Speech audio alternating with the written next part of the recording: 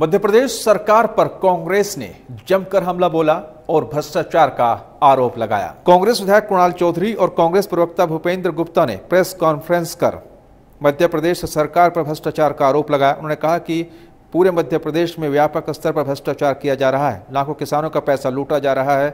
पैसा जो सरकारी धन है खुले बाजारों में चलाया जाता है। लोग अपने खातों की नकल मांगते हैं तो नहीं दी जाती। बैंकिंग लोकपाल से हर शिकायत करने वाले हैं। साथ ही उन्होंने कहा कि किसानों को नकली बीज, नकली खाद सप्लाई किया जा रहा है, इसलिए वो आत्महत्या करने को मजबूर है। उन्होंने कहा कि चोर जब तक 40 बार चोर साबित न हो जाए तब तक मध्य प्रदेश के मामा की सरकार उस पर कार्रवाई नहीं करती।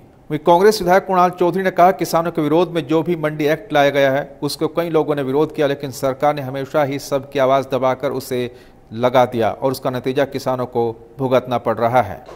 सहकारिता माफिया के माध्यम से किस तरह से किसानों का शोषण कर रही है, किस तरह से किसानों के हक का बीमा का पैसा ये सहकारिता माफिया हड़प रहा है और किसानों के हिस्से में कुछ भी नहीं आ रहा है, इसका खुलासा आज हमने कई समितियों की रिपोर्ट आपके सामने पेश करके किया है। ऐसे कई किसान, शिवनारायण जी जैसे, जिनका दमदम सोसाइटी में शोषण किया गया है, ऐसी सैकड़ों हजारों सोसाइटियों के माध्यम से ये शोषण किया जा रहा है। इसको हम बेनकाब करने हमने आज किया है। शासकीय मंडियां मॉडल एक्ट के विरोध के अंदर बंद है, कर्मचारी हड़ताल के ऊपर है।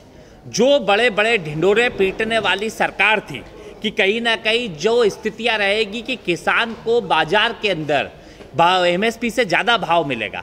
आज किसान की सोयाबीन जिसका एमएसपी है 3860 रुपये, वो 1500 से 2500, ज़्यादा से ज़्यादा 3000 तक बिक रहा है। जो मक्का है वो जिसका 1860 रुपये है, वो 700 रुपये के आसपास बिक रहा है। तो सवाल ये है कि शिवराज जी और इनकी सरकार में बैठे प्रदेश के मुखिया की सरकार में कि वो प्राइवेट प्लेयर्स कहाँ हैं जो मंडियों से खरीदी, जो डायरेक्ट किसानों से खरीदी करने वाले थे। इस प्रदेश के कृषि मंत्री कहाँ गायब है जो बड़ी बड़ी बातें करके गए थे।